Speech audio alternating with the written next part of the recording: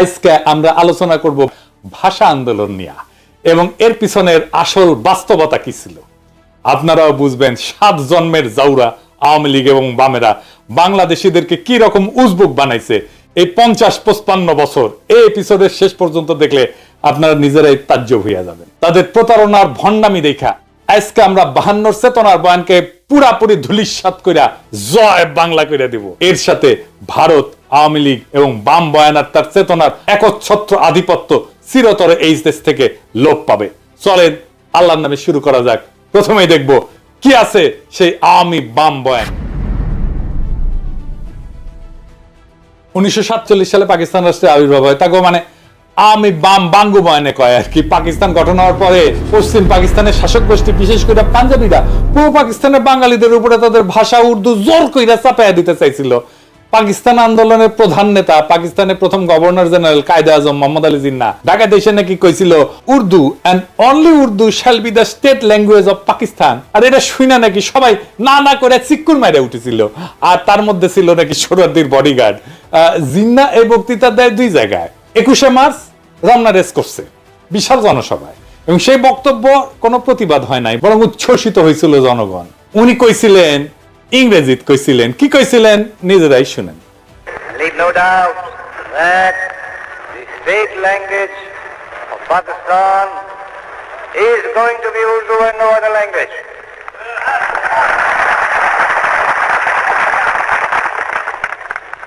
And anyone who tries to mislead you is really the enemy of Pakistan. Without a state language, no nation can remain tied up solidly together and prosper. Look at the history. Every government has got to have some state language. Therefore, so far as the state language is concerned, Pakistan's state language shall be Urdu. ইংরেজিতে কইছিলেন, এটা ঠিকই কইছিলেন বলে বাঙ্গু প্রগতিশীলদের ধরে নেওয়া উচিত ছিল, তাই না? বাংলা এটা ছিল এরকম। এই কথা আপনাদের খুব স্পষ্ট করে বলতে চাই, পাকিস্তানের রাষ্ট্রভাষা হবে উর্দু এবং অন্য কোনো ভাষা না। যে আপনাদের ভুল পথে চালানোর চেষ্টা করবে সে পাকিস্তানের শত্রু। কিন্তু আপনি এটা কোথাও দেখবেন না। 24শে মার্চ কার্জন হলে তিনি একই রকম কথা বলছিলেন। শোনা যায় এইখানে বাঙ্গু প্রগতিশীলরা না কইরা উঠেছিল। এটা একটা সিনেমাটিক প্রচার আছে, কিন্তু কোনো অরিজিনাল ফুটেজ এখনো পর্যন্ত কেউ দেখে নাই। অবাক লাগে না আপনাদের? আসলে বক্তব্য দেওয়ার টাইমে না করেছিল কিনা আমার সন্দেহ হয়, তাই সেটা দেখাতে পারতেছি না, তো সিনেমা থেকে দেখাই। হ্যাঁ দেখেন। But the new nation of Pakistan will have one national language, Urdu. এখন বাঙ্গু প্রগতিশীলরা কি কয়, কেন উর্দুকে পাকিস্তানের রাষ্ট্রভাষা করতে চাইছিল? তারা বলে বাঙালিরা যেন চিরকাল পাঞ্জাবিদের অধীনে থাকে, এর ফলে নাকি তাদের শোষণ করতে সুবিধা হবে। পাকিস্তানের শোষণের বয়ান আগের ভিডিও জয় বাংলা করেছি না এটা। এছাড়া তারা কয় যে এটা হলো চাকরি, শিক্ষা, সব জায়গায় বাঙালিরা পিছায় পড়বে। সবচেয়ে ভয়াবহ ব্যাপার যেটা হবে সেটা হইতেছে বাঙালিরা নাকি নিজেদের মাতৃভাষা ভুলে যাবে। সে ভাষায় কথা বলতে পারবে না, মায়ের কোলে বসে ছড়া শুনতে পারবে না। আর এই বয়ান নিয়ে বাঙ্গু প্রগতিশীলরা অনেকগুলো গান লিখেছে, তার মধ্যে অন্যতম বিখ্যাত গান হইতেছে ওরা আমার মুখের ভাষা কাইরা নিতে চায়, তারা কথায় কথায় শিকল পরায় মোদের হাতে পায়। কি অদ্ভুত একটা গান। প্রত্যেক 21শে ফেব্রুয়ারিতে বিভিন্ন জায়গায় স্কুল, কলেজে সাংস্কৃতিক প্রোগ্রামে গান বাজানো হয়। এই গান হইতেছে প্রগতিশীলদের কাছে অনেকটা সোহরাওয়ার্দীর বডিগার্ডের 7ই মার্চের ভাষণের মতো। এই গান না বাজাইলে তাদের চেতনা পরিপূর্ণ হয় না। এবার আসেন এই গান আমরা বিশ্লেষণ করি, একে একে চোখে আঙুল দিয়ে দেখাই দিই। পুরা বাঙ্গু বয়ানকে জয় বাংলা করবো আজকে ইনশাল্লাহ। সবার প্রথমে যে কথা উঠে আসে সেটা হইলো ওরা আমার মুখের ভাষা কাইরা নিতে চায়। এটা তো সম্পূর্ণ মিথ্যা বানাওয়াটমূলক একটা অপপ্রচার। এখানে ওরা বলতে পশ্চিমা শাসক গোষ্ঠী অথবা পাঞ্জাবিদেরকে বোঝানো হয়েছে, তাই না? প্রথম পয়েন্ট হইতেছে কায়েদে আজম জিন্নাহ যে ঘোষণা দিছিলেন সেটা হইতেছে পাকিস্তানের সংবিধানে অফিসিয়াল ভাষা বা স্টেট ল্যাঙ্গুয়েজ কি হবে, রাষ্ট্রভাষা কি হবে, রাষ্ট্রভাষা কি হবে। কারণ মাতৃভাষা নিয়ে সে ভাষণে কোনো আলোচনা হয় নাই, তাই না? মাতৃভাষার অফিসিয়াল ল্যাঙ্গুয়েজ দুইটা ভিন্ন জিনিস। জিন্নাহ এবং পাকিস্তানের আবির্ভাবে মুখ্য ভূমিকা পালনকারী দল মুসলিম লীগ উর্দুকে পাকিস্তানের অফিসিয়াল ল্যাঙ্গুয়েজ, স্টেট ল্যাঙ্গুয়েজ আর আন্তঃপ্রদেশ যোগাযোগকারী ভাষা যেটাকে ইংরেজিতে লিঙ্গুয়া ফ্রাঙ্কা বলে সেটা করার সিদ্ধান্ত নিয়েছিল। এবং এই সিদ্ধান্ত যখন না হয়েছিল তখন মুসলিম লীগ করে শেখ মুজিব নিজেও। কেন উর্দুকে লিঙ্গুয়া ফ্রাঙ্কা আর অফিসিয়াল ল্যাঙ্গুয়েজ করার সিদ্ধান্ত নেয় সে আলাপে পরে আসতেছি। তবে আগে দেখি অফিসিয়াল বা স্টেট ল্যাঙ্গুয়েজ কি। অফিসিয়াল ল্যাঙ্গুয়েজ হলো একটা রাষ্ট্রের সরকারি দপ্তরে আদালতে যে নথিপত্র কাগজ রাষ্ট্রীয় আর্কাইভ চিঠি লেখা আর সংরক্ষণ করা হয় সেইটাকে রাষ্ট্রের অফিসিয়াল বা স্টেট ল্যাঙ্গুয়েজ বলে। আর লিঙ্গুয়া ফ্রাঙ্কা কাকে বলে? লিঙ্গুয়া ফ্রাঙ্কা হইতেছে দেশের বিভিন্ন ভাষাভাষী মানুষের মধ্যে যোগাযোগের কমন মাধ্যম বা মিডিয়াম। একটা দেশে বিভিন্ন ভাষার মানুষ বাস করতে পারে, যেমন ধরেন সোভিয়েত ইউনিয়ন বহু জাতি বাস করত, Russian, Ukrainian, Georgian, Armenian, Kazakh, Tajik, Bashkir, Turkmen, Latvian, এরকম 15টা ভাষা গোষ্ঠী ছিল, বড় বড় ভাষা গোষ্ঠী। এর প্রত্যেকটা এখন আলাদা আলাদা দেশ হয়ে গেছে এবং আরো শত শত ক্ষুদ্র ভাষা গোষ্ঠীর মানুষ ছিল সোভিয়েত ইউনিয়নে। তো এদের মধ্যে লিঙ্গুয়া ফ্রাঙ্কা ছিল রাশিয়ান, আর সোভিয়েত ইউনিয়নের অফিসিয়াল ভাষাও ছিল রাশিয়ান। তো বাঙ্গ প্রগতিশীলদের ভারত মাতা তো এক গাদা জাতিগোষ্ঠী আছে না, তো ভারত মাতার ব্যাপারে আসতেছি। কারণ আসল কথা হইতেছে অফিসিয়াল ল্যাঙ্গুয়েজের সাথে নিজের মাতৃভাষা একটা এলাকার কথ্য ভাষা বিলুপ্ত হয়ে যাওয়ার কোনো সম্পর্কই নাই, থাকতে পারে না। এটা খুব অদ্ভুত এবং স্থূল একটা দাবি, নিতান্তই হাস্যকর। কিরকম হাস্যকর দেখবেন, আমাকে বাংলাদেশের উদাহরণ দিয়ে শুরু করি।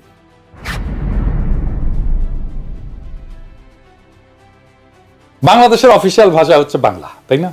আমরা তো সবাই জানি রাষ্ট্রভাষা বাংলা। তো বাংলাদেশে অন্য ভাষাভাষী জনগোষ্ঠী আছে, যেমন সিলেটি আছে, সাতগাই আছে, চাকমা আছে, গারো আছে, সাঁওতাল আছে, অনেক আছে, তাই না? তো আমি চাকমা গারোদের উদাহরণে আজকে যাব না, সিলেটি আর সাতগাই এই ধরে। এই দুই ভাষা বাংলা থেকে সম্পূর্ণ আলাদা ভাষা, তাদের প্রায় সম্পূর্ণ ইউনিক ভোকাবুলারি আছে, শব্দ ভান্ডার আছে যেটা অন্য কেউ বুঝে না। এমনকি সিলেটি ভাষা তার নিজস্ব বর্ণমালা আছে যেটাকে সিলেটি নাগরী বলে। একজন সাধারণ বাংলাভাষী মানুষের পক্ষে সিলেটি বা তাটগাইয়া ভাষা বোঝা অসম্ভব, কারণ তাদের ভোকাবুলারি বা শব্দকোষ প্রায় সম্পূর্ণ ভিন্ন। কারণ ঠান্ডা মাথায় ভেবে দেখেন তো, বাংলাকে অফিসিয়াল ভাষা করার ফলে কি সিলেটি বা চিটাগাং এর মানুষ কি তাদের কথ্য ভাষা বা মাতৃভাষা ভুলে গেছে? না, যায় নাই। কেন যাবে? আশ্চর্য কথা। এটা তো কত উদ্ভট একটা দাবি, সেটা কল্পনা করলেও হাসি লাগে। বাঙ্গ প্রগতিশীলদের দাবি যে ওরা আমার মুখের ভাষা কাইরা নিতে চায়, এটা সম্পূর্ণ গাঁজাখুরি একটা দাবি। এখন যদি চিটাগাং বা সিলেটের ভাইয়েরা যদি বলে ওরা আমার মুখের ভাষা কাইরা নিতে চায়, তাহলে বাঙ্গ প্রগতিশীলরা কই যাবে? বাঙ্গ প্রগতিশীলরা আরো বলে যে পাঞ্জাবি ইরানকে আমাদেরকে শোষণ করার জন্য উর্দু আমাদের উপরে চাপাই দিতে চাইছিল। হায় রে দুনিয়া! বাঙ্গ প্রগতিশীলদের আইকিউ আর সাধারণ জ্ঞান অনেক কম হয়, এটা আমরা সবাই জানি। শিক্ষা দীক্ষাতেও তারা সাধারণত লাড্ডা গোড্ডা হয় আর কি, লেখাপড়া কম করে, শেষ করতে পারে না বেশিরভাগ ক্ষেত্রেই। তো যাই হোক, তাই বলে এত কম হয় এটা কল্পনাতীত। আজকে এক ভদ্রলোকের সঙ্গে কথা হইতেছিল, উনি লন্ডনে থাকেন। তো ওনারে কইলাম যে এই বাঙ্গ প্রগতিশীলদের এত আপনারা পাত্তা দেন, বলেন তো দুনিয়ার কোন দেশে, বড় শহরে, কোন শহরে একজন সো কল্ড বাঙ্গ প্রগতিশীল, একজন সাকসেসফুল প্রফেশনাল, ভালো চাকরি বাকরি করে, প্রফেশনালি এক্সট্রিমলি সাকসেসফুল, সমাজের মানুষ তাকে চেনে, নোটিস করে, মানে সমাজে তার প্রভাব আছে? নাই। দুনিয়ার যে কোনো বড় শহরে, ধরেন London, Paris, new York, Geneva, Sydney, কোথাও পাবেন না। বাম সেকুলার আওয়ামী লীগ এগুলো কোথাও পাবেন না। আহম্মকের দল এটাই জানে না যে পাঞ্জাবিদের নিজেদের মাতৃভাষা বা কথ্য ভাষা উর্দু না, তাদের কথ্য ভাষা হচ্ছে পাঞ্জাবি। পাঞ্জাবি ভাষা হিন্দুস্তানি বা উর্দু থেকে সম্পূর্ণ আলাদা একটা ভাষা। শুনেন, ਚਾਨਣ ਘਟ ਰਿਹਾ ਸੀ, ਹਨੇਰੇ ਦੀ ਆਮਦ ਦੇ ਨਿਸ਼ਾਨ ਪ੍ਰਗਟ ਹੋ ਰਹੇ ਸੀ ਤੇ ਕਹਿੰਦੇ ਆ ਲੋਕਾਂ 'ਚ ਹਾਹਾਕਾਰ। এটা হইতেছে পাঞ্জাবি। কি বুঝতে পারলেন যে এটা যে উর্দু না, এটা যে হিন্দি না? শুধু তাই না, পাকিস্তানের সীমান্ত প্রদেশের পশতুনদের মাতৃভাষা হচ্ছে পশতু, সিন্ধুর ভাষা সিন্ধি, বেলুচিস্তানের ভাষা বালুচ। এই সমস্ত প্রত্যেকটা ভাষা আলাদা আলাদা। কেউ কি নিজেদের ভাষা ভুলে গেছে উর্দুকে অফিসিয়াল ল্যাঙ্গুয়েজ করার ফলে? কারো কি ভাষা কায়দা না হয়েছে? পুরো দাবিটা এত বোগাস, এটাকে যে লজিক দিয়া যুক্তি দিয়া ভ্রান্ত প্রমাণ করা লাগতেছে সেটা ভাবতে অবাক লাগে। ধরে নিলাম পাঞ্জাবিরা আমাদের শোষণ করতে চায়, তাহলে তো তারা পাঞ্জাবিকে রাষ্ট্রভাষা করার ঘোষণা দিত, উর্দুকে না, তাই না? জিন্নার জন্ম সিন্ধুর করাচি শহরে, ওনার দাদা গুজরাটের অধিবাসী, তাদের কথ্য ভাষা গুজরাটি ছিল। মোহাম্মদ আলী জিন্নাকে ছোটবেলাতে ইংল্যান্ডে চলে যাওয়ার ফলে ইংলিশে বেশি স্বাচ্ছন্দ্য বোধ করতেন উনি, সেই ভাষাতেই কথা বলতেন। ধরে নিলাম যে ওনার নিজের ভাষা আমাদের উপরে চাপাই দিতে চাইতেছিলেন, তাই যদি হইতো তাহলে উনি গুজরাটিকে পাকিস্তানের একমাত্র রাষ্ট্রভাষা করার ঘোষণা করতেন, উর্দুকে না, তাই না? জেনারেল আইয়ুব খান উনি সীমান্ত প্রদেশের মানুষ ছিলেন, জন্ম সীমান্ত প্রদেশের হরিপুর জেলা রেহানা নামের একটা গ্রামে। তো আপনার রেহানা নাম শোনেন না, এটা কিন্তু ওই গ্রাম থেকে আসছে। ওনাদের মাতৃভাষা অন্য পাঠানদের পশতুদের চেয়ে আলাদা ছিল। ওনার মাতৃভাষা ছিল হিন্দকো। ইয়াহিয়া খান ছিলেন কিজিলভাস, এর মাতৃভাষা ছিল ফার্সি বা যেটা ইরানের ভাষা। পাকিস্তানে আইয়ুব খানের পর সেনাপ্রধান ছিলেন মুসা খান, উনি ছিলেন হাজারা সম্প্রদায়ের লোক, ওনার ভাষা ছিল হাজারা। মোহাম্মদ আলী জিন্না, আইয়ুব খান, মুসা খান, ইয়াহিয়া খান এরা সবাই মাইনরিটি জাতির সদস্য ছিল, মানে মুসলমান পাকিস্তানেরও মাইনরিটি জাতির সদস্য। জুলফিকার আলী ভুট্টো ছিলেন সিন্ধু প্রদেশের লারকানার মানুষ, আর মাতৃভাষা ছিল সিন্ধি। কেউই বাঙ্গুদের কল্পিত পাঞ্জাবি শোষক ছিলেন না। আমি একটা জিনিস বুঝি না, বাঙ্গুরা সব জায়গায় তো পাঞ্জাবি শোষক কই থেকে পায়? আরে সামারগিরি করে ভুয়া বয়ান বানাবো, তো যাইনা শুনে গোজা মিল দিয়া বানা, এর গোজা দেয় কিন্তু মিলে না। এরপর আবার বালশুনের মতো লেজে গোবরে একখান বয়ান বানায়, জাতিকে সেটা গিলায় আজীবন তাদের অন্ধ করে রাখার স্বপ্ন দেখি। 47 থেকে 71 পর্যন্ত পাকিস্তানের যতগুলা প্রধান বিচারপতি ছিল, একজনের মাতৃভাষা উর্দু ছিল না, সব 5 জন ছিল মোট। এর মধ্যে 2 জন ছিল বাঙালি, তাদের নাম বলি, মিয়া আব্দুল রশিদ পাঞ্জাবি ছিল, মোহাম্মদ মুনির পাঠান ছিল, এআর কর্নেলিয়াস উনি অ্যাংলো ইন্ডিয়ান ছিলেন, ফজল আকবর বাঙালি ছিলেন, হামুদুর রহমান বাঙালি ছিলেন। বিভিন্ন গুরুত্বপূর্ণ ব্যক্তিদের মধ্যে কালে ভদ্রে 2-1টা পাঞ্জাবি নাম পাওয়া যায়, কিন্তু সবাই বিভিন্ন জাতের মানুষ, অনেকেই মাইনরিটি জাতের মানুষ। এদের কারো তো কোনো সমস্যা হইলো না উর্দুকে অফিসিয়াল ল্যাঙ্গুয়েজ করার ফলে, কিন্তু বোঝার দাবি তুললো না ওরা আমার মুখের ভাষা কাইরা নিতে চায়। এদের কারো তো চাকরি বাকরি পাইতে, শিক্ষিত হইতে, রাজনীতি করতে কোনো অসুবিধা হয় নাই। যত অসুবিধা বাঙ্গু প্রগতিশীলদের, বাঙ্গু প্রগতিশীল যে কত বড় সামারের সামার, বাটপারের বাটপার, সেটা দেখতে পারবেন। আসেন এবার গানের আর বাঙ্গু বয়ানের আর একটা দাবি নিয়ে, উর্দুকে রাষ্ট্রভাষা করা হলে নাকি বাংলাদেশি বয়াতিদের নাইসা নাইসা গান গাওয়া বন্ধ হয়ে যাবে।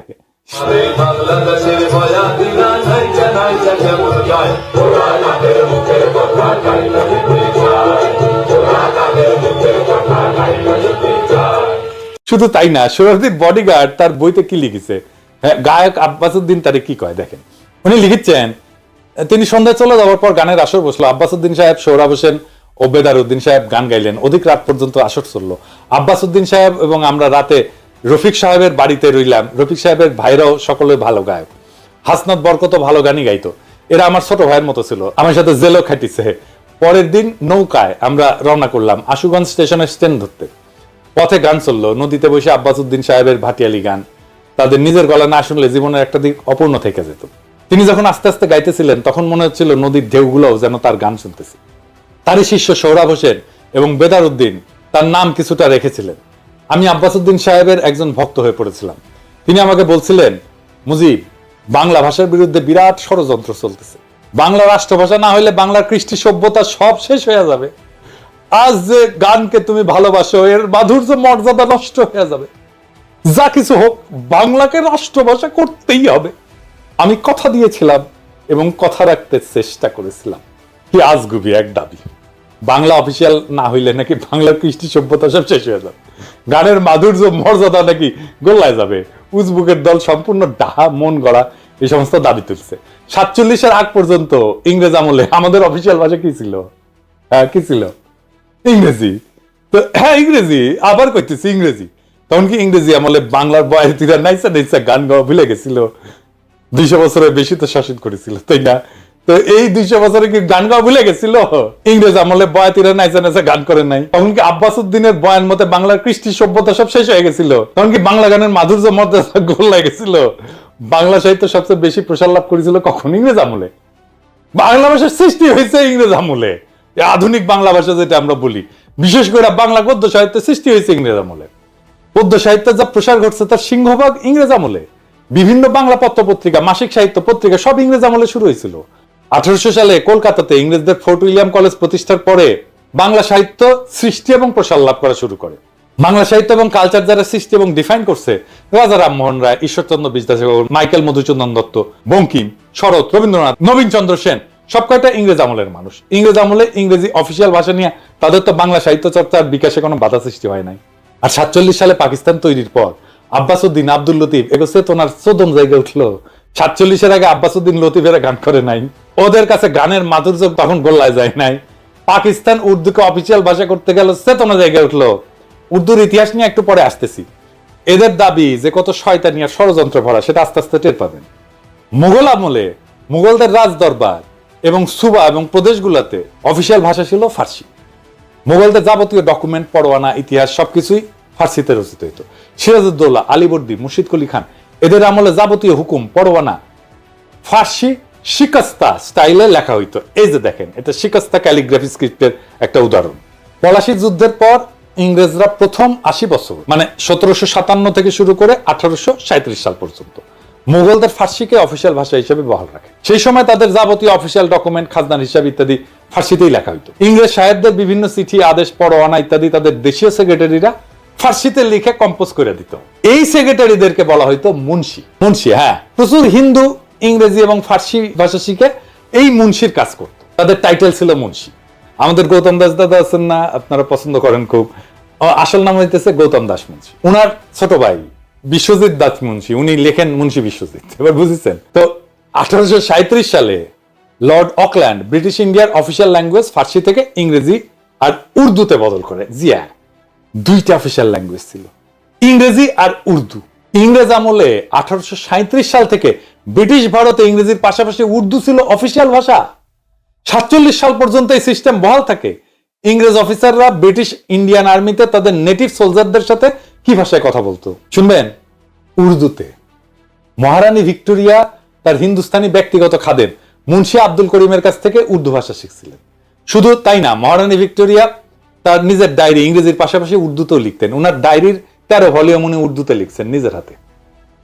এটা নিয়ে একটা সিনেমা হয়েছে হলিউডে, মহারানী ভিক্টোরিয়া তার হিন্দুস্তানি খাদেম মুন্সি আব্দুল করিমকে নিয়ে। সিনেমার নাম হইতেছে ভিক্টোরিয়া অ্যান্ড আব্দুল। 2017 সালে এটা মুক্তি পেয়েছে। তো মহারানী ভিক্টোরিয়ার চরিত্রে অভিনয় করছেন জুডি ভেন্স, আর আলী ফজল অভিনয় করছে আব্দুল করিম চরিত্রে।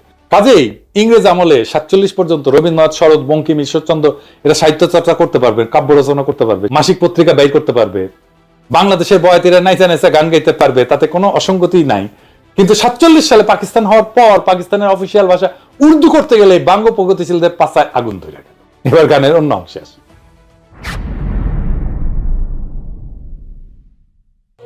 আর এক কথা মনে কইরা রাখতে কইরা যায় কোন পাড়ায় লাগাই তো দেখার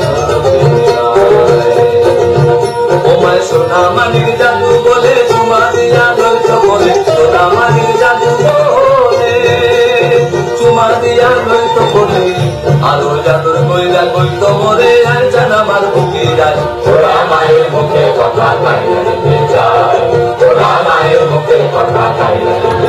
আচ্ছা বলেন, অফিসিয়াল ভাষার সাথে দুঃখিনী মায়ের তার সন্তানকে সোনা মানিক জাদু বলে চুমা দিয়া লইত কোলে আয়সান আমার বুকে, আয়ের সম্পর্ক কি? ইংরেজ আমলে কি কোনো বাঙালি রমণী তার সন্তানকে বাংলা ভাষায় সোনা মানিক জাদু বলে চুমা দিয়া কোলে নেয় নাই? কি আশ্চর্য একটা দাবি। বাঙ্গ প্রগতিশীলরা আবার এর মধ্যে দুঃখিনী মায়ের ঢুকেছে। কত বড় বাটপারেরা।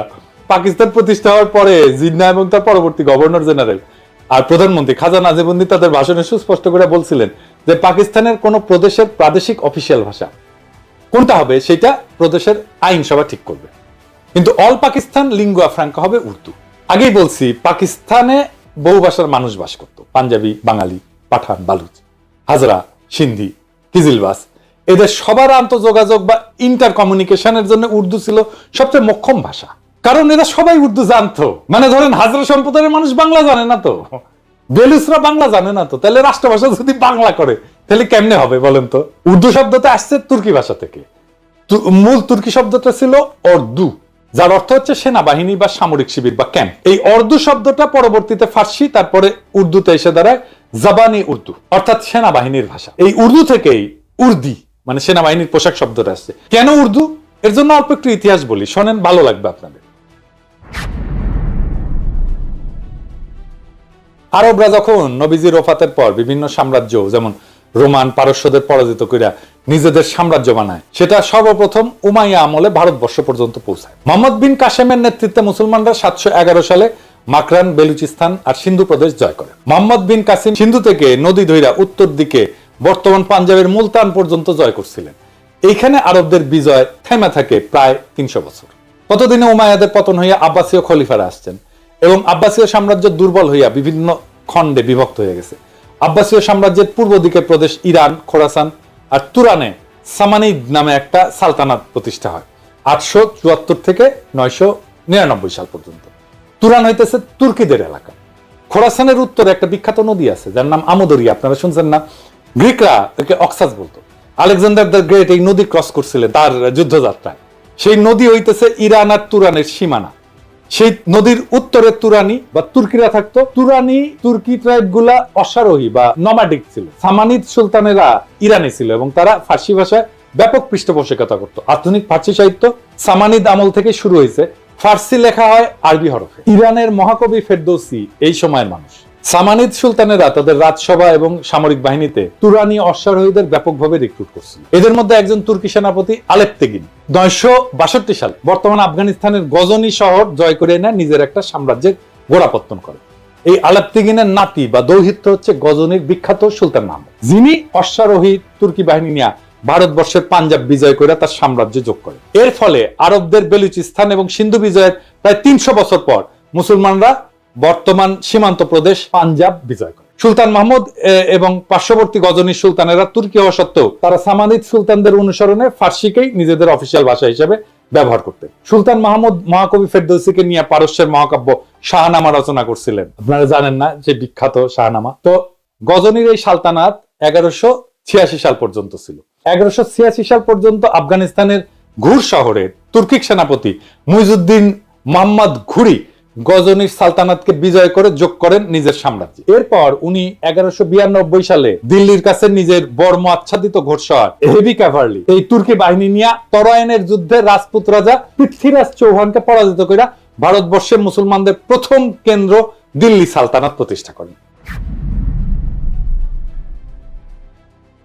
এই সময়ে দিল্লি সালতানাতে তুর্কি, আফগান, ইরানি এই সমস্ত মুসলিম জাতি সেনা হিসেবে দলে দলে যোগ দেয়, কিন্তু তারা অফিসিয়াল ভাষা হিসেবে তাদের আগের গজনির সুলতান মাহমুদ এবং সামানিদদের অনুসরণে ফার্সিকেই বহাল রাখে। ভারতবর্ষে মুসলিম শাসনের সূচনা হয় দিল্লি সালতানাতের মধ্য দিয়ে। এরপরে আস্তে আস্তে মুঘল বাদশাহ আওরঙ্গজেবের সময় প্রায় পুরো ভারতবর্ষ মুঘলদের অধীনে আসে।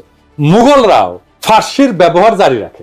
দিল্লি ছিল সালতানাতের রাজধানী বা কেন্দ্রবিন্দু। দিল্লির আশেপাশের এলাকায় খারিবলি নামে একটা ভাষা প্রচলন ছিল। এত জাতের মুসলিম দিল্লিতে সেটেল করার ফলে তারা এই খারিবলি ভাষা ব্যবহার শুরু করে। এর মধ্যে যুক্ত হয় অসংখ্য ফার্সি আর আরবি শব্দ, মানে যেগুলো ধার করা শব্দ। আমাদের বাংলাতে অসংখ্য ধার করা শব্দ আছে। খারবলি আর ফার্সি এই দুইটা মিলে তৈরি হয় উর্দু ভাষা। একে হিন্দুস্তানি ভাষাও বলা হয়, কারণ এটার উৎপত্তি হিন্দুস্তানে দিল্লি সালতানাতের সময়। দিল্লি সালতানাতের আমলে 1300 শতকে বিখ্যাত কবি আমির খসরু, যাকে ভারতের তোতাপাখি বলা হয়, উনি এই উর্দু ভাষায় সাহিত্য রচনা করেন এবং তাকে উর্দু সাহিত্যের জনক বলা হয়। এই উর্দু ভাষাকে ফার্সি আরবি হরফেই লেখা হতো স্বাভাবিকভাবেই, কারণ যারা শিক্ষিত, যারা এই সাহিত্য রচনা করতেন, তারা অলরেডি সেই হরফের রাষ্ট্রীয় কাজে ফার্সিতে ব্যবহার করতেন। এখন হিন্দুস্তানে বিভিন্ন জাতের মুসলমানদের সমাগম ঘটে। ইরানি, তুরানি, আফগান, পাঠান, তাজিক, উজবেক, হাজরা ইত্যাদি। ভারতবর্ষের মুসলমানদের সেনা সামরিতে এরকম অনেক জাতের ঘোড়শওয়ার সৈন্য সেনাপতির সমাগম হইতো। তারা এই হিন্দুস্তানি ভাষায় নিজেদের মধ্যে কমিউনিকেশন করতেন। এই জন্য এই ভাষার নাম হয়েছে উর্দু বা ক্যাম্প। বোঝা গেছে? মুঘল বাদশাহ জাহাঙ্গীর, শাহজাহান, আওরঙ্গজেব থেকে শুরু করে বাহাদুর শাহ জাফর পর্যন্ত সবার মাতৃভাষা ছিল উর্দু।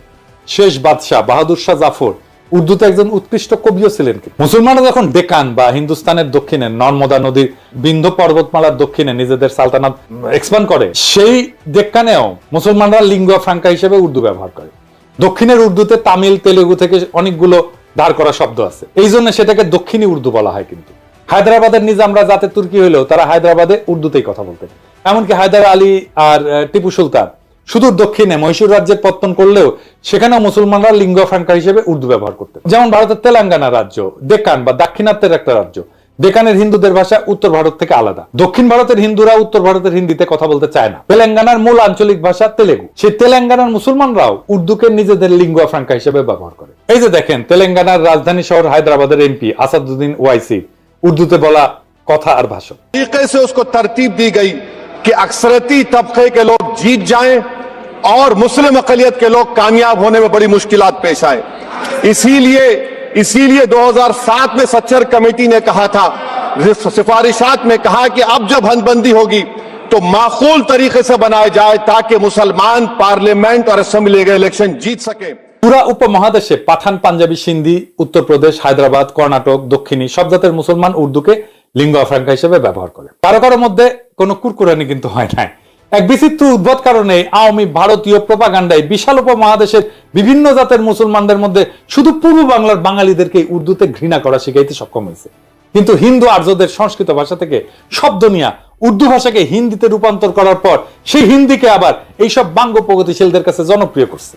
এই দেখেন, আমগের ট্যাঙ্ক ড্যান্সার আজকাল পুলিশের ভ্যানে লাথি গুতা খাওয়া হাসানুল কিনু ক্যাঙ্গে করে হিন্দি করছে, শুনে। 71 सन का मुक्ति युद्ध में पाकिस्तान हमका विरुद्ध था एवं पाकिस्तान में हमका साथ लड़ाई किया था। उस टाइम से जमाती इस्लामी एक आतंकवादी संगठन था जो मानुष को, आदमी को मार दिया, नारी को मार दिया। वो संगठन पाकिस्तान बैक करता है एवं वो संगठन का जो आदमी मारा था उसका लिए विचार कर रहा है, फांसी भी हो गया। ये संगठन का साथ पाकिस्तानी का एवं पाकिस्तानी गोয়েন্দা संस्था ISI का गভীর ताल्लुक है। তো পাকিস্তান রাষ্ট্র 1947 সালে জন্ম নেয়। ভারতবর্ষে মুসলমানদের দিল্লি সালতানাত মোগল সালতানাতের উত্তরসূরি হিসেবে। স্বাভাবিকভাবেই মুসলিম সালতানাতের হেরিটেজ হিসেবে উর্দুকে পাকিস্তানের বহু ভাষাভাষী মানুষের মধ্যে লিঙ্গুয়া ফ্রাঙ্কা আর অফিসিয়াল ল্যাঙ্গুয়েজ হিসেবে নির্ধারণ করা হবে, এটা খুব স্বাভাবিক। ভারতবর্ষে মুসলমানদের সালতানাতের ইতিহাসের সাথে যারা পরিচিত তাদের কাছে এটাই ন্যাচারাল। এর বিরোধিতা যে কত বড় ষড়যন্ত্র সেটা আপনারা একটু পরে দেখবেন, ষড়যন্ত্র কারা করছে সেটাও দেখবেন, তাজ্জব হয়ে যাবেন তাদের নির্লজ্জতা দেখে। আধুনিক হিন্দি ভাষার আবির্ভাব ঘটে 19 শতকের শেষে এবং 20 শতকে। অনেক হিন্দু উর্দু ভাষার কিছু ফার্সি আরবি ভোকাবুলারি আর ফার্সি হরফে নারাজ হয়। তারা এজিটেশন শুরু করে, উর্দু বা হিন্দুস্তানি ভাষাকে দেবনাগরী হরফে লেখার জন্য ভোকাবুলারিতে আরবি ফার্সির বদলে সংস্কৃত থেকে ধার করা শব্দ নিয়ে রিপ্লেস করা শুরু করে। এই ভাষার নাম দেওয়া হয় হিন্দি। এর ফলে আধুনিক হিন্দি ভাষার আবির্ভাব ঘটে। হিন্দু ভারতে শুধুমাত্র হিন্দিকে এই লিঙ্গুয়া ফ্রাঙ্কা বা অনলি ন্যাশনাল ল্যাঙ্গুয়েজ হিসেবে কেন্দ্রে অফিসিয়াল ল্যাঙ্গুয়েজ হিসেবে গণ্য করা হয়। ভারতের রাজ্য পর্যায়ে বিভিন্ন ভাষা ওই রাজ্যে অফিসিয়াল কাজে ব্যবহার করা হয়। পাকিস্তানে যে প্রস্তাব জিন্না করছিল এবং খাজা নাজিমুদ্দিন উভয় দিছিলেন, আগেই বলছি আপনাদেরকে, এটা আমার কথা না, এক এক করে আপনাদের রেফারেন্স দেখাচ্ছি। ভারতের সংবিধানে আর্টিকেল 343 দেখেন, স্পষ্ট ভাষায় লেখা আছে official language of the union shall be Hindi in Devanagari script. সাথে কিছুদিনের জন্য ইংরেজিকে রাখছে যতদিন না মানুষ হিন্দি শেখে। সারা ভারতে সেটা প্রচলিত হয়। এরপর ভারতের সুপ্রিম কোর্টের এই রায় দেখেন, ভারতের সুপ্রিম কোর্ট হিন্দিকে ন্যাশনাল ল্যাঙ্গুয়েজ হিসেবে রায় দিছে। রায় বলা আছে এইটা ইংরেজি যেহেতু কইছে ঠিকই কইছে, এটা বাংলায় করলে হয়। ভারত অনেক রকম মানুষের দেশ, এখানে হিন্দি জাতীয় ভাষা। তাই আশা করা হয় যে যেসব সাক্ষীকে আবেদনকারী মানে উত্তরপ্রদেশের ট্রাইব্যুনালে নিয়ে আসবেন তারা হিন্দিতে কথা বলতে পারবেন এবং নিজেদের কথা বুঝিয়ে বলতে পারবেন। এরপর সংবিধানের 351 আর্টিকেল দেখেন, স্পষ্টভাবে লেখা আছে ভারতের কেন্দ্রের দায়িত্ব হচ্ছে হিন্দি ভাষার প্রসার ঘটানো, সাথে হিন্দি ভোকাবুলারি ক্রমান্বয়ে সংস্কৃত থেকে ধার করা শব্দ দিয়ে প্রতিস্থাপন করা। কই, ভারতের পশ্চিমবঙ্গে তো বাঙালি বাস করে।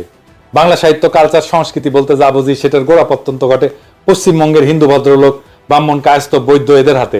তারটা একটা টু শব্দ পর্যন্ত করলো না যে ভারতে তাদের মুখের ভাষা কাইরা নিতে হইতেছে, তাদের দুঃখিনী মায়ের কি হবে, সোনা মানিক বলে আর বুকে টাইনা নিতে পারবে না। হিন্দিকে ভারতের কেন্দ্রে অফিসিয়াল ল্যাঙ্গুয়েজ করার ফলে কি তারা বাংলা ভুলে গেছে? এখনই কি আপনারা বুঝতেছেন না পূর্ব বাংলার কৃষিজীবী মুসলমানদের বলদ আর উজবুক পেয়া কত বড় খেলা খেলছে ভারতীয় চর আর তাদের দোসরেরা? এবার দেখেন আরো খেলা আপনাদের কিভাবে বলদা পাইয়া খেলছে, একটু দেখায়।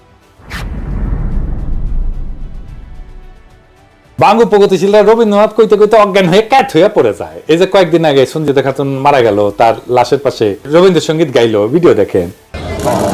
আমাদের সেই দেখা দে যে আমাদের চাই, আমি অভয় মনে ছাড়ব তোরি এই শুধু মোর দায়। এখন আপনাকে আমি এই রবীন্দ্রনাথের একটা চিঠি পড়ে শোনাইতেছি, তাহলে বুঝবেন এই বাঙ্গু প্রগতিশীলদের ভারত মাতা আওয়ামী লীগ আর বামেলামিরা কিরকম বলদ বানাইছে। The Mahatma and the poet এই নামে একটা বই আছে যেখানে রবীন্দ্রনাথ এবং গান্ধীর মধ্যে লেখা চিঠিপত্র সংকলন করা হয়েছে। এটা সংকলক সব্যসাচী ভট্টাচার্য আর এক ভট্টাচার্য। 21 জানুয়ারি 1918 বিহারের মতিহারি থেকে গান্ধী রবীন্দ্রনাথকে একটা চিঠি লেখে।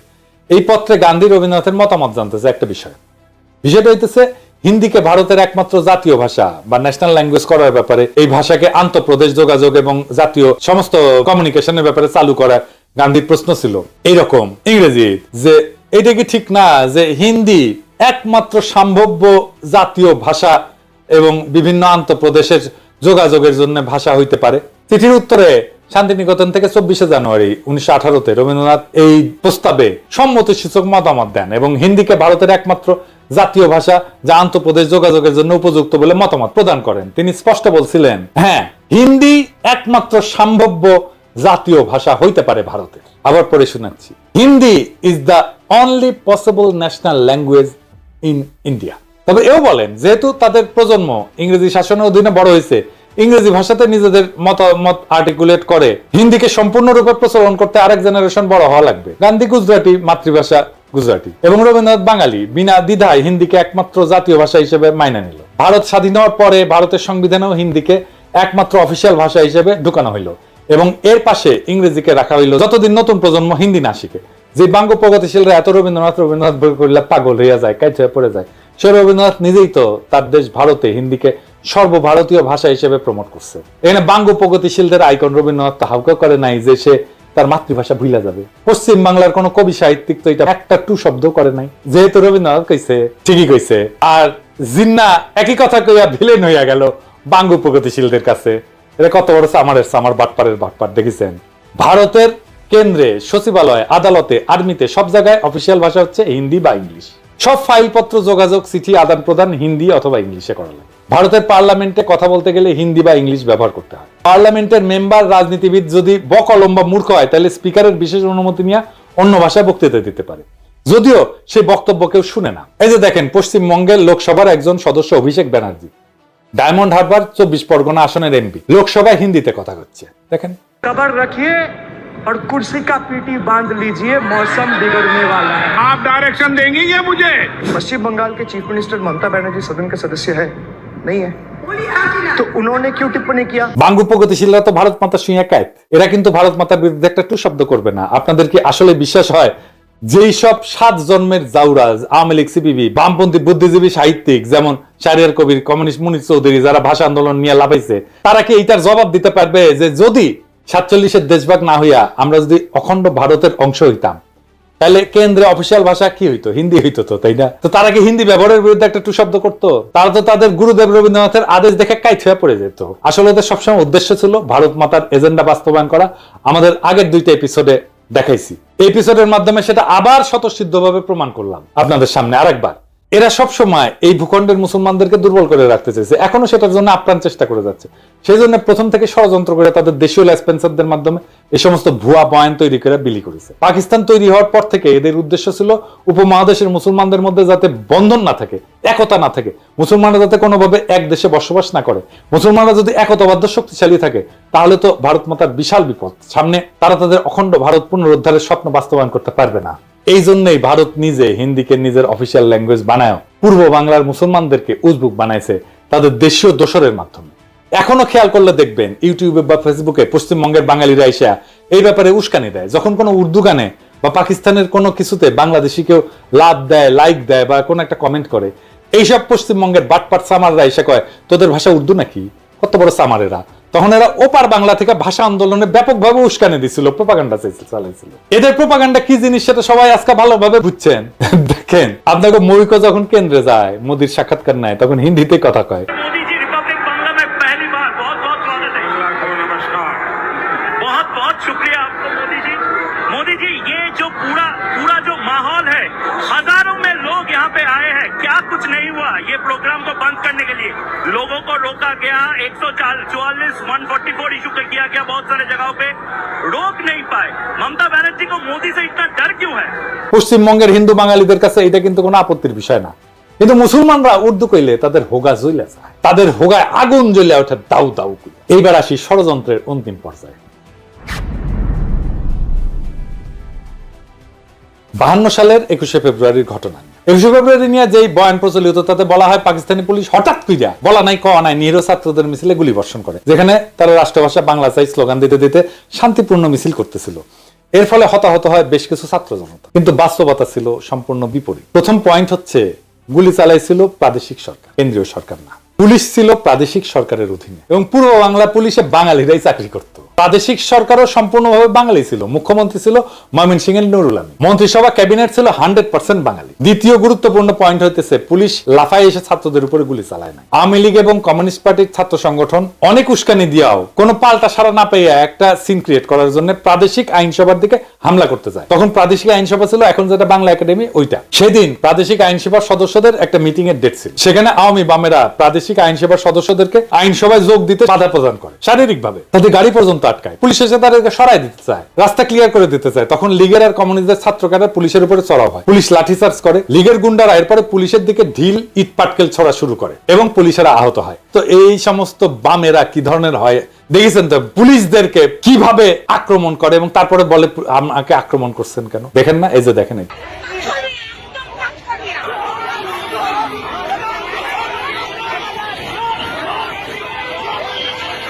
তখনকার পুলিশ তো আজকালকার মতো বডি আর্মার হেলমেট টেলমেট এগুলো ছিল না। পুলিশ খালি হাফ প্যান্ট পরতো, শার্ট আর একটা ক্যাপ পরে থাকে। এই অবস্থায় যদি ইট পুলিশের কপালে লাগে তাই তো মারাত্মক ব্যাপার। এই অবস্থায় পুলিশ পরিস্থিতি নিয়ন্ত্রণে প্রথমে টিয়ার গ্যাস ছোড়ে, এরপর পরিস্থিতি আরো অবনতি ঘটে, লীগ আর বামেরা আরো চড়াও হয়। এইভাবে পরিস্থিতি অবনতি ঘটতে থাকলে পুলিশ সর্বশেষে গুলি চালায়। এই গোলাগুলিতে 4 থেকে 5 জনের মতো নিহত হয়। এই ঘটনার আসল বিবরণ প্রখ্যাত সাহিত্যিক, সাংবাদিক, সেই সময়ে সবচেয়ে বড় পত্রিকা দৈনিক আজাদের সম্পাদক আবুল কালাম শামসুদ্দিনের আত্মজীবনী অতীত দিনের স্মৃতিতে আছে। এই ঘটনাকে বিকৃত করে লীগ আর বামেরা কি অপপ্রচার চালাইছে সেটা আপনারা এখন কল্পনা করেন। আমি আবুল কালাম শামসুদ্দিনের বই থেকে একটু পড়ে শুনি। অবস্থা চরমে উঠল 1952 সালের 21 ফেব্রুয়ারি মোতাবেক 1357 সালের 8ই ফাল্গুন তারিখে। সেদিন ঢাকার স্কুল কলেজগুলিতে হরতাল ঘোষণা করা হয়েছিল এবং এক বিরাট ছাত্র মিছিল আইন পরিষদ ভবনের সম্মুখে যাওয়ার চেষ্টা করেছিল 144 ধারার নিষেধাজ্ঞা অমান্য করে। শোনা যায় পরিষদের অধিবেশনে যোগদানের উদ্দেশ্যে গমনকারী কয়েকজন মোটরাহি পরিষদ সদস্যকে নাকি ছাত্র মিছিলের তরফ থেকে পথে আটকাবার চেষ্টা করা হয়েছিল। এতেই গোলমাল পেকে ওঠে। পুলিশ বাধা দিতে চেষ্টা করে, ছাত্র মিছিলের উপরে পুলিশ নাকি লাঠিচার্জ করে এবং কিছু সংখ্যক বিক্ষোভকারীকে গ্রেপ্তারও করা হয়। ফলে উত্তেজনা আরো বৃদ্ধি পায় এবং জনতার পক্ষ থেকে নাকি পুলিশের উদ্দেশ্যে ঢিল ইত্যাদি ছোড়া হয়। ক্রমে অবস্থা একরূপ আয়ত্তের বাইরে চলে যায়। পুলিশ প্রথমে কাঁদনে গ্যাস এবং পরে বেপরোয়া গুলি বর্ষণ শুরু করে। ফলে জনতার বেশ কিছু সংখ্যক লোক হতাহত হয়। হতাহতের সংখ্যা কি ছিল এবং তাদের মধ্যে ছাত্রই বা কতজন ছিল সে সম্পর্কে নানা ধরনের কথা শোনা গিয়েছিল।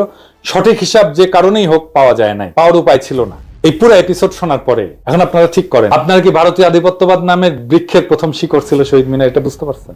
আওয়ামী লীগের তৈরি করা হুজুগে আবেগ বাদ দিলে শহীদ মিনার এবং এই সংক্রান্ত পুরো ন্যারেটিভ হচ্ছে ভারতীয় চক্রান্তের কাছে আমাদের পরাজয়ের সর্বপ্রথম ঘটনা। এটাকে সেলিব্রেট করা আর পলাশী যুদ্ধের লর্ড টাইপের বিজয়কে সেলিব্রেট করা একই কথা। প্রিয় দর্শক, এতক্ষণ যা শুনলেন তা শুধু ইতিহাস না, এটা একটা চেতনার ময়ূরপুচ্ছ ছিঁড়ে ফেলার রক্তাক্ত ঘোষণাপত্র। বহুদিন ধরে আমরা ভাবছি 21 ফেব্রুয়ারি মানেই ভাষার জন্য আত্মাহুতি, কিন্তু কে লিখছিল সেই নাটকের চিত্রনাট্য? কে বসে বসে বানাইছিল সেই ট্র্যাজেডির আবহ? এটা কি মাতৃভাষার বিজয় ছিল, না এটা ছিল একটা সুচারু প্রতারণা? ভারতের প্রথম পেরেক ঠোকা আমাদের ভূখণ্ডের আত্মপরিচয়, আমাদের ঐতিহ্যে, আমাদের আত্মমর্যাদায়। ভাষার নামে চলা ষড়যন্ত্রের নোংরা স্ক্রিপ্ট আমরা আজকে ছিঁড়ে ছিঁড়ে ফেলে দিচ্ছি। আমরা সেই প্রজন্ম যারা আর হুজুগে শহীদ মিনারে খালি পায়ে শুধু গানই করতে যাব না, আমরা প্রশ্ন করব। আমরা সেই প্রজন্ম যারা জানে রাষ্ট্রভাষা আর মাতৃভাষার পার্থক্য কোথায়। আমরা সেই প্রজন্ম যারা ইতিহাসের ভাঙা পাথর গুড়ায় নতুন সত্যের মিনার গড়তে চায়। আজকে আমরা ঘোষণা করতেছি, চেতনার নামে চালানো ভারতীয় আধিপত্যের অপপ্রচার আর চলবে না। এই ইতিহাস যারা জানে না তারা আবেগে ভাসে, আর যারা জানে তারা বিদ্রোহে দাঁড়ায়।